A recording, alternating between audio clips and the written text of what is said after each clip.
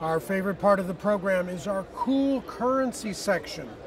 We're walking around the room, finding collectors and dealers that are specialists in paper money, asking them what kind of cool paper money items have they brought to show us. I actually have a $10,000 gold certificate from 1900. And what's really awesome about this is that at this value, it was used for interbank transfers. Unfortunately, there was a fire in the U.S. Post Office storage facility. And when the firemen were going through, they were just throwing all the paper out the windows to try to contain the fire. And these happened to be one of the items that were thrown out of the window, and they're canceled. So they do not have a value at this point. They cannot be redeemed for legal tender.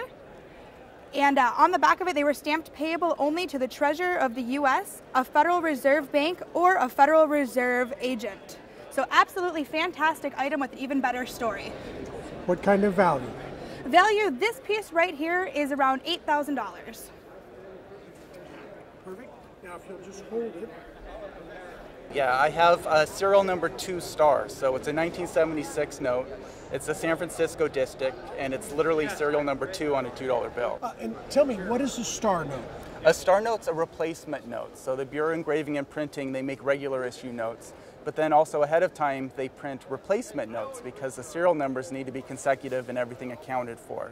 So if notes are pulled for circulation, for examination, or if there's an error in the printing process, those notes will be replaced by stars. So stars are actually special notes because there's fewer of them printed.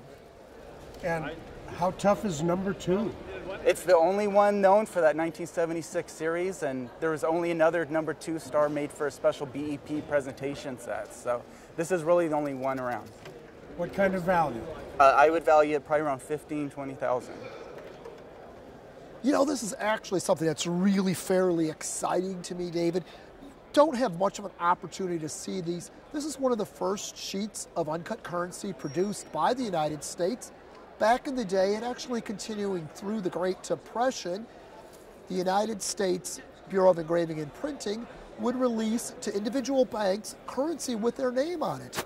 Now, what makes this so fascinating and interesting, really a cool collector's sort of piece of currency, is that not only is it old and early, but we have denominations of $1, $1, and $2. Now, the $2 bill is actually an iconic design. This is known as the lazy deuce. We can see the 2 laying on her side there in sort of a lazy fashion, if you will.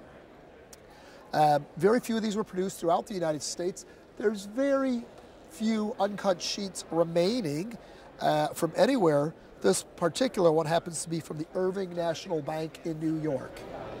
What kind of value? This sheet is worth about $25,000. I brought one today. It's a 1928C B block Mule variety. It's very rare amongst the mules. There's only 6 of them, I believe, known to PCGS. What's a mule and what's a block? The block refers to the first letter here, the B. A mule is a note where the federal government was very efficient. So they had leftover plates from the back that they mated with the newer front series. So that makes it a mule.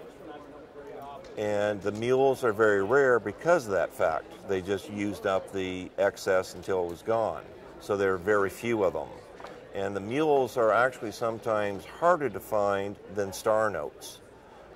What are the chances of a collector finding a really rare note in the stock of a dealer who's not that knowledgeable? That's really the fun part to this hobby, to go out and to go to the various dealers and spend the time and to go through their inventory, because frankly a lot of the dealers don't even know what they have in their inventories. So what would a regular $2 bill like this be worth? A regular $2 bill like this would be maybe $2.50, $3. And what is this one worth? About $1,000. Another cool note that I have in my collection is a $2 large size silver certificate. It's from 1899 and it's serial number 2 million. So it's 2 followed by the zeros, 2 million serial number. And that's an incredible note and rarity for a fancy serial number collector because one, it's the only serial number of 2 million that I know on a $2 bill. So whether it's large size or small size, to me that's incredible. And then it's also just really tough to have that many trailing zeros on a number because they just weren't saved. Nobody saved those types of notes back in the day. How popular is collecting fancy serial numbers? It's very popular. Collecting fancy serial numbers is very popular, and there's really a passionate collector's base around it as well, because it appeals to not just currency collectors, but also people that are interested in numbers. And then what is this note worth?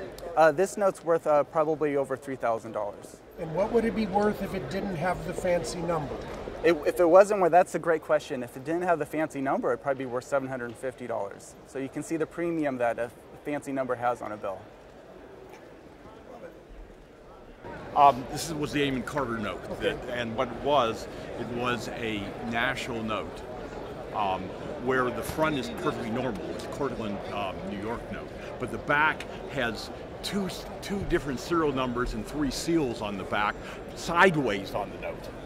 And that could only happen on a national because what happened in that case, I think, is they used the back of one, assuming they were going to throw it away, just to see how, see the numbers they were printing correctly, and somehow it got into circulation. And that, according to Harry, was one of the 2 most favored error notes that Amon Carter had. And Amon Carter was probably just about the biggest collector that was around. What kind of value on that note? I got it. Harry made me a deal because I've been dealing with Harry for 40 years, and I paid $22,000 for it.